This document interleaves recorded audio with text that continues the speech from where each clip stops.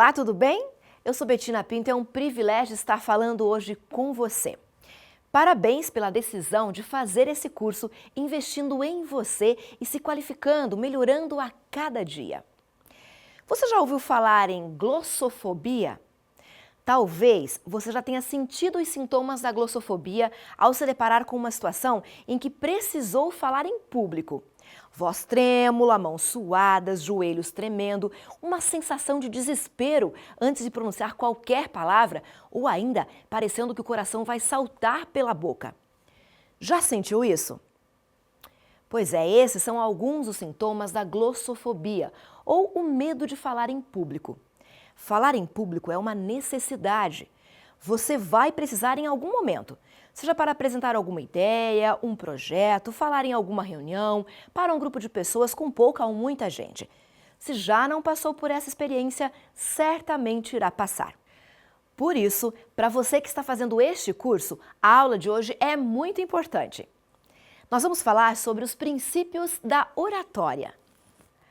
Para quem tem medo de falar em público, só imaginar o ato pode causar um frio na barriga. Ficou famosa uma pesquisa americana em que 41% dos participantes citavam a glossofobia, ou seja, o medo ou a fobia de falar em público, como seu maior medo, antes mesmo da morte, que ficou com apenas 19%. Pois é, esse vilão, o medo de falar em público, afeta muita gente. Deixa eu contar um segredo para você. O medo de falar em público você nunca vai perder.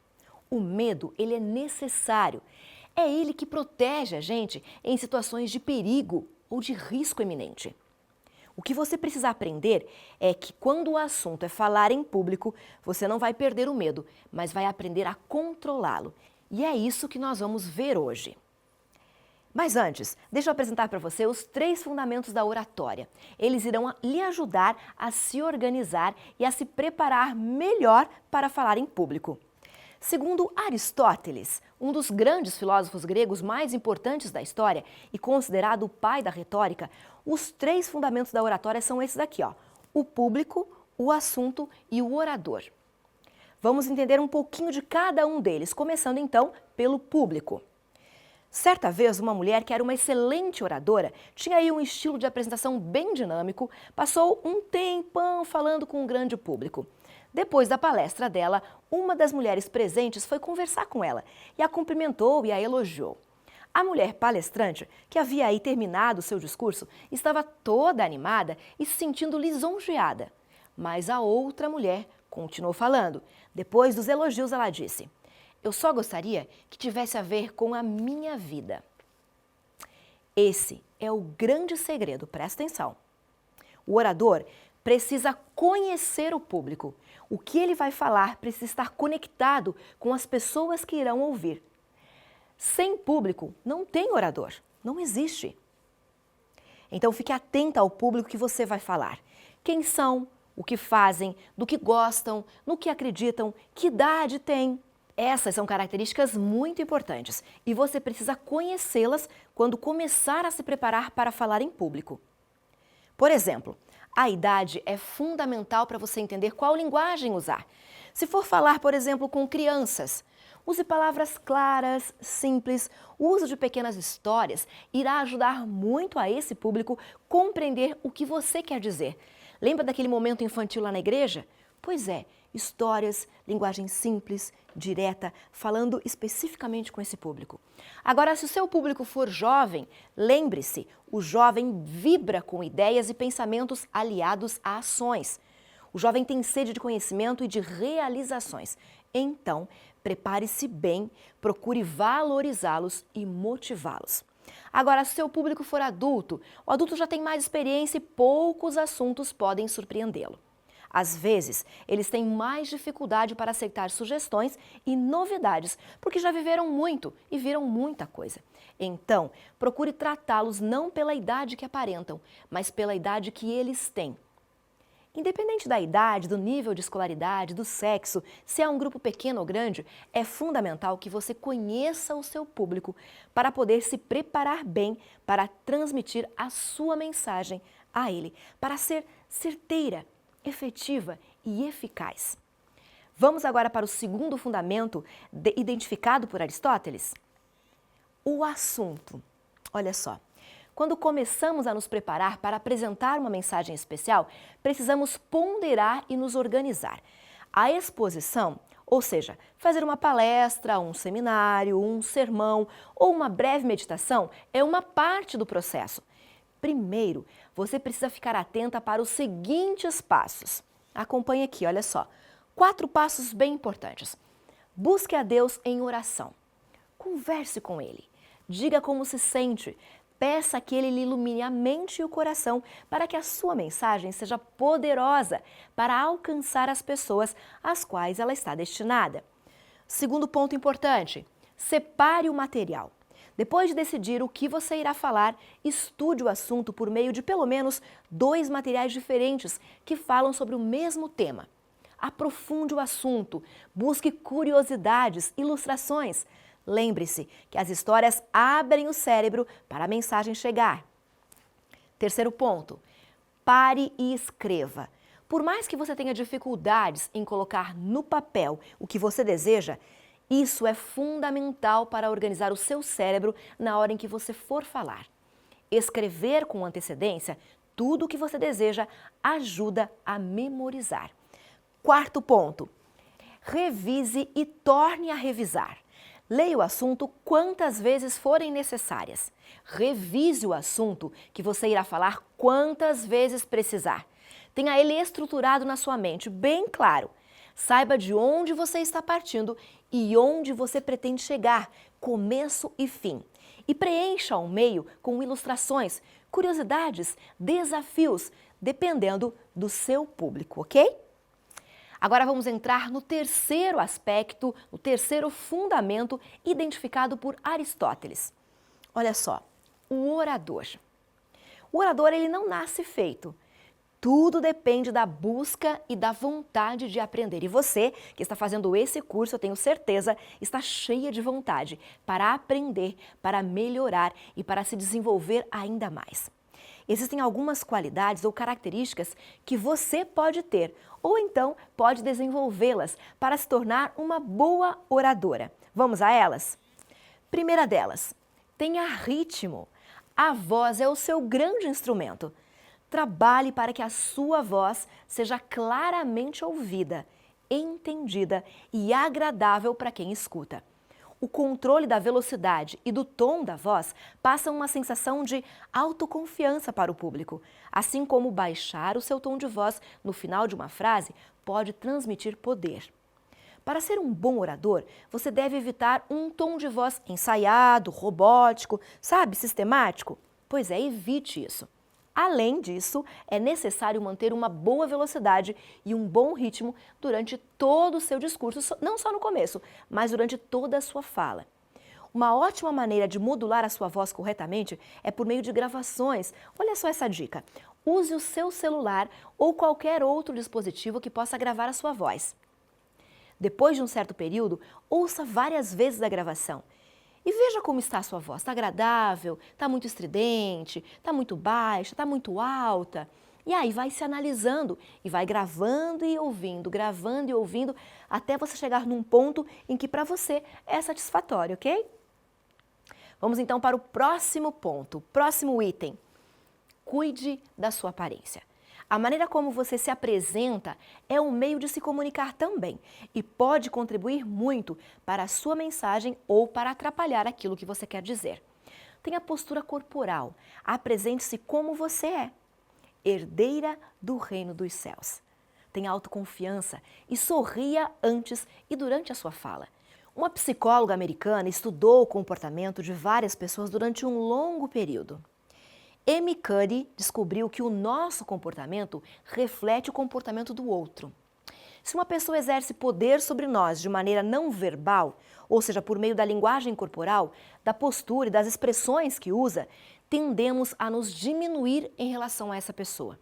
E como corpo e mente estão conectados, é uma via de mão dupla. Nossas mentes mudam o nosso corpo, assim como o nosso corpo muda a nossa mente. Ou seja, fazer poses poderosas simples faz com que você se sinta de fato mais poderosa, mais competente e mais capacitada para falar sobre determinado assunto. Olha só, a pose mais poderosa e mais comum é essa aqui, ó, de Mulher Maravilha. As mãos na cintura, né? E o peito aberto, passam autoconfiança, transmitem ao seu cérebro a mensagem de que você pode, de que você é capaz. E o seu cérebro começa a acreditar nisso e começa a agir dessa forma e manda essa mensagem para todo o seu corpo. Aí dá uma sensação de bem-estar, uma certa tranquilidade e você consegue então, com mais calma, expor as suas ideias. Antes de falar em público, após, claro, a sua oração e a sua conversa com Deus, coloque-se nessa posição por alguns minutos. Faça aí uma respiração lenta e gradativa, né? Vai se acalmando e vai entendendo que você pode, você é capaz, você estudou, você se preparou, você conhece o que você vai falar. E aí sim, você vai perceber a diferença. Vamos para o próximo ponto? Seja natural. Não se comporte como um robô, com movimentos e ações totalmente programadas. Já falamos a respeito do seu tom de voz, que não pode ser robótico, mas também os seus movimentos, a sua cabeça, as suas mãos, o seu corpo, ele não pode agir como se estivesse programadinho. Mas cuidado, para não ir aí de um extremo ao outro, né? Gesticulando demais, falando demais, porque também muito pode fazer com que as pessoas desfoquem a atenção do conteúdo que você quer apresentar. Pode, então, completamente desviar a atenção do seu público. Nesse contexto de ser natural, há um outro aspecto bem importante para você levar em consideração. Preste atenção. Um autor americano chamado Michael Earhart, que escreveu um livro sobre falar em público, diz que erros de fala, como gaguejar, esquecer, errar os sons, são comuns. Eles ocorrem, em média, uma vez a cada 10 palavras. Então, se as pessoas falam em média 15 mil palavras por dia, são 1.500 erros verbais diários. Como esse é um traço comum, ou seja, acontece com todas as pessoas, o público entende que os erros acontecem, fazem parte.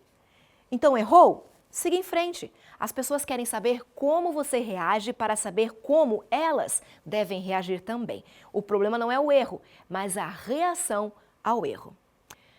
Visto aí, então, os 3 fundamentos da oratória, ou seja, o público, o assunto e o orador, você deve estar se perguntando: ok, já entendi, mas e o medo de falar em público? Como é que eu venço isso? Quero deixar com você 3 dicas básicas, ok? A primeira delas, entenda que as consequências são menores do que parecem. Sabe aquela ideia de que quando a gente não enfrenta, parece que o problema é maior do que ele de fato é? Pois é, as consequências elas são menores do que elas parecem ser. Segundo especialistas, você está muito mais preocupado com as consequências de uma apresentação do que com qualquer outra pessoa. Os outros estão simplesmente muito menos preocupados e notam muito menos do que você pensa. Então, quando você percebe que as desvantagens de falar em público não são tão ruins, acaba ficando mais fácil, ok? Segundo aspecto para vencer a glossofobia, ou seja, a fobia, o medo de falar em público. Melhore a sua apresentação ao longo do caminho. É isso mesmo, aproveite as oportunidades para falar diversas vezes sobre o mesmo assunto. Preste bastante atenção no público e tente conseguir feedback das pessoas que te ouviram.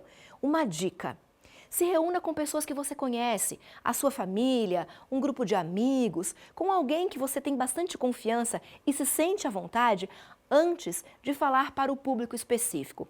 Daí você faz a sua apresentação e vai recebendo feedback. Como foi? O meu tom de voz estava legal? Os meus gestos estavam adequados? A forma como eu conduzi o raciocínio estava certa? Deu para entender a mensagem?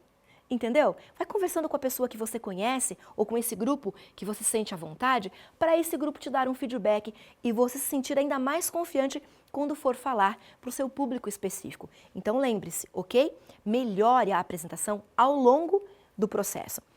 Terceira dica, então, para você vencer a glossofobia.